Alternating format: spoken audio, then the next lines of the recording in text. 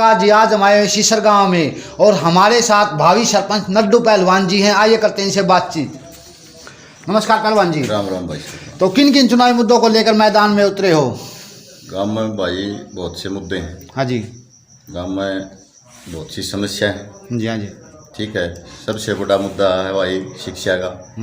हम उसका सुधार कराएंगे। जी पानी की निकासी का है। हाँ जी। पीने के पानी का है। बहुत सी हैं गांव में, जैसे लाइब्रेरी नहीं है, 2 लाइब्रेरी कराएंगे। बहुत से मुद्दे हैं। तो हम अभी एक एक मुद्दे पर डिस्कस करते हैं। तो शिक्षा के क्षेत्र में आप क्या करवाना चाहोगे? शिक्षा का ऐसा है भाई, शिक्षा के हमें जैसे पूरे गांव से 36 बिरादरी से 20 आदमी लेंगे। जी हाँ जी। जो हफ्ते में 1-2 बार स्कूल में जाएंगे, बच्चों से पूछेंगे भाई कौन मास्टर अच्छा पढ़ा रहा है, कौन नहीं पढ़ा रहा है जी। तो हम उसको अगर अच्छा नहीं पढ़ा रहा है तो उसकी जगह दूसरा मास्टर ले आएंगे और हम बहुत अच्छा रिजल्ट लेंगे। एक साल में कम से कम गांव से 6 से 7 करोड़ रुपए तक प्राइवेट स्कूलों में जाते हैं। जी हाँ जी। जी। तो मतलब सरकारी स्कूल की हालत को सुधारोगे, आपका कहने का मतलब ये है? हाँ जी, बहुत अच्छे से करेंगे जी। पूरे गाँव का सहयोग लेके करेंगे। सरकारी स्कूल में बच्चे ज़्यादा से ज़्यादा आए तो इसके लिए क्या कोई जागरूकता अभियान निकालोगे या क्या कुछ करोगे? जागरूकता अभियान नहीं, जैसे शुरू में थोड़ी ही मेहनत करनी पड़ेगी। हाँ क्योंकि लोगों का गेट बन रहा है। हाँ जी। जैसे एक दूसरे के बच्चे को देख के कहते हैं कि उस फलाना का बच्चा वहाँ जाता है, मेरा भी वहीं जाओ। हाँ जी। ठीक है, हम 1 साल में ऐसा रिजल्ट दे देंगे स्कूल का कि ताकि हर आदमी का ये हो जाए भाई बाहर जाने की कोई ज़रूरत नहीं है। तो हम सब यहीं स्कूल में ही करेंगे। जैसे बात करते प्रधान जी, शिक्षा के क्षेत्र में आपने बताया, ग्रामीण क्षेत्र की हम बात करते हैं। जैसे लाइब्रेरी की व्यवस्था नहीं होती, जिससे ग्रामीणों को, युवाओं को, लड़कियों को बाहर जाना पड़ता है, जिससे उनका टाइम भी खराब होता है और पैसे की भी बर्बादी होती है। तो आपके क्या प्रयास रहेंगे लाइब्रेरी को लेकर? लाइब्रेरी को लेके हम पूरा गाँव से वो करके न और लाइब्रेरी का हम काम कराएंगे और पूरा सहयोग लेंगे। और उसके लिए चाहे मैंने कुछ भी करना पड़ो, मैं ये कराऊंगा ही। गरीब बच्चों के लिए क्या करोगे आप? गरीब बच्चों के लिए जैसे जो शिक्षा के क्षेत्र में जैसे पिछड़ जाते हैं, हाँ। आर्थिक तंगी चलती है, उनके अंदर एक योग्यता तो होती है, टैलेंट होता है, वो इंटेलिजेंट भी होते हैं, सभी को पता होता है, लेकिन वो आर्थिक तंगी के कारण, पैसे के अभाव के कारण वो पिछड़ जाते हैं। तो आपके क्या प्रयास रहेंगे उन बच्चों के भी? उनके लिए मैं पूरे जो गाँव से करके और जितना मान ले वो होगा वो करेंगे। नहीं तो मैं मेरे घर से किसी गरीब बच्चे को पढ़ाई की वजह से नहीं रहने दूंगा। मतलब पैसे की वजह से आप किसी बच्चे को नहीं रहने दोगे? किसी बच्चे को नहीं रहने दूंगा। बहुत बढ़िया जी। एक बात करते हैं प्रधान जी, अब जैसे गांव में स्वच्छता और सौंदर्यीकरण की बात करते हैं, यदि ग्रामीण आपको सहयोग देते हैं, आशीर्वाद देते हैं, तो स्वच्छता और सौंदर्यीकरण के लिए आपके क्या प्रयास रहेंगे? स्वच्छता के लिए जैसे ये है जी, पानी की जैसे निकासी नहीं है, पहले तो मैं जैसे पानी की निकासियाँ कर दूंगा तो इसमें स्वच्छता तो अपने आप हो जाएगी। बिल्कुल जी, जी बिल्कुल। बहुत बड़ी समस्या है ये पानी की निकासी की।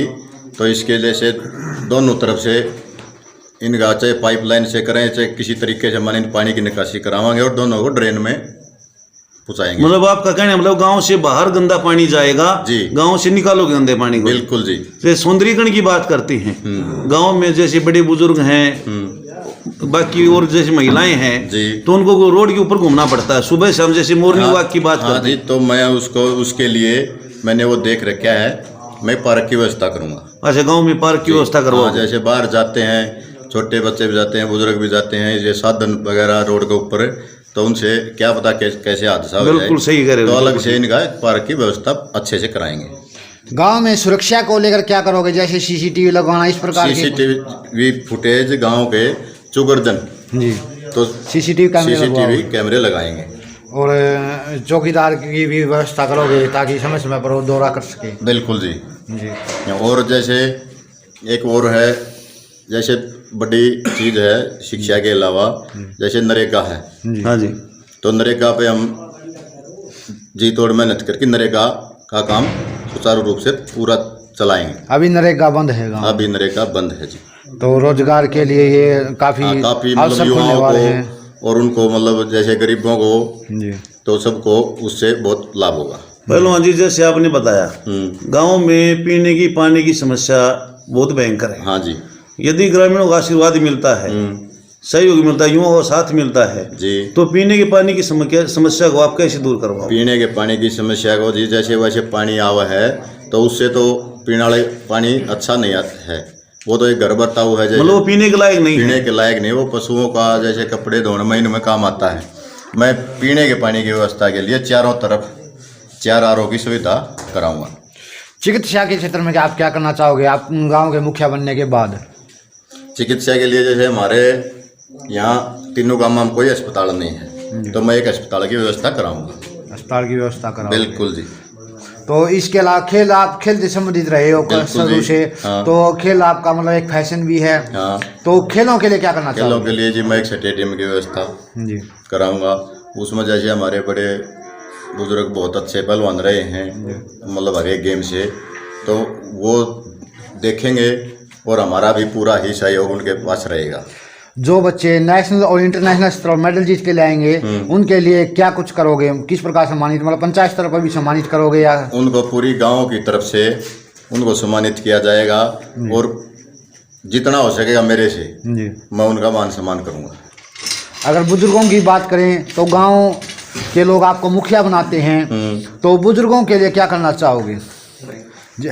बुजुर्गों के लिए एक तो जैसे पेंशन के लिए अगर इधर उधर जाना पड़ता है, एक हमारे गांव में मोटी समस्या है, तो अगर पैसे लेने के लिए बाहर या जमा करने के लिए बाहर जाना पड़ता है। पेंशन तो बुजुर्ग भी बाहर जाते हैं, गांव से बाहर जाना पड़ता है, बुजुर्गों को भी जाना पड़ता है। हाँ बिल्कुल जाना पड़ता है जी। सबको किसी का कृषि कार्ड बन रहा हुआ है, किसी का और लेन देन है, तो उनको बाहर जाना पड़ता है। तो हम एक बैंक की सुविधा यहाँ कराएंगे। सार्वजनिक जी जैसे हमारे गाँव में एक अम्बेडकर भवन नहीं है, हाँ जी, एक वो बनवाएंगे जी।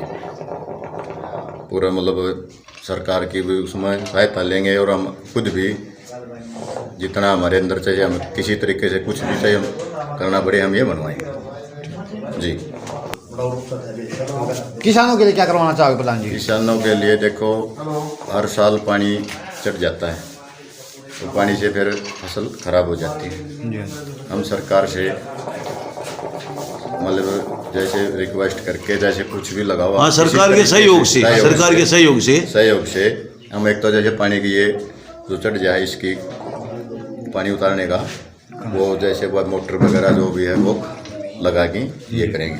मतलब इसका आप परमानेंट स्थायी समाधान करवाने की कोशिश करोगे? स्थायी परमानेंट इसका स्थायी होगा जी। एक गांव में गरीबों की संख्या बहुत ज़्यादा होती है, तो आप गरीबों के लिए क्या कार्य करना चाहोगे गांव के मुखिया बनने के बाद? गरीबों के लिए जैसे जी पीड़े कार्ड की जी सुविधा है। जनता को क्या संदेश देना चाहोगे? मैं जनता से ये अपील करता हूँ कि भाई देखो, मेरी धर्मपत्नी है गीता देवी, जो अब चुनाव लड़ रही है। मैं हाथ जोड़ के पूरे गांव से 36 बिरादरी से यही अपील करता हूँ कि हमारे साइकिल का निशान है, उस पर ज़्यादा से ज़्यादा वोट दे के हमें विजयी बनाएं। मैं पूरे गांव का आभारी रहूँगा। युवाओं की बात करते हैं जी पहलवान जी। जी युवा आजकल आपके गांव में नहीं बल्कि पूरे देश हरियाणा की बात करते हैं जी। युवा नशे की तरफ ज़्यादा बढ़ते जा रहे हैं जी। तो यदि ग्रामीण आपको मौका देते हैं तो युवाओं को नशे की लत से कैसे पीछा छुड़ाओगे, उनको कैसे बचाओगे ताकि वो नशे की लत में ना फंसे? जैसे अगर ये पूरा गांव राम 36 बिरादरी मुझे इस बात का मौका देती है तो मैं लिख के दे सकता हूँ, मैं गांव में ठेका ही नहीं टिकने दूंगा। अच्छा जी, गांव में ठेका नहीं होगा? हाँ बिल्कुल जी। बहुत बढ़िया बात है जी। क्या नाम है जी? राजेश कुमार। राजेश जी, ये नड्डू पहलवान के बारे में क्या कहना चाहोगे, कैसे उम्मीदवार हैं?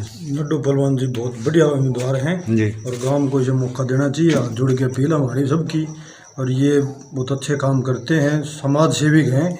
इसने मतलब इससे पहले भी करवाते हैं या अभी शुरू किया, मतलब सरपंच उम्मीदवार बनने के बाद? पहले भी ये समाज सेविक हैं, हर आदमी के पास जाते हैं और 36 बिरादरी को लेके चलते हैं। अच्छा, तो आपको लगता है कि मतलब विकास कार्य करवा सकेंगे सरपंच बनने के बाद?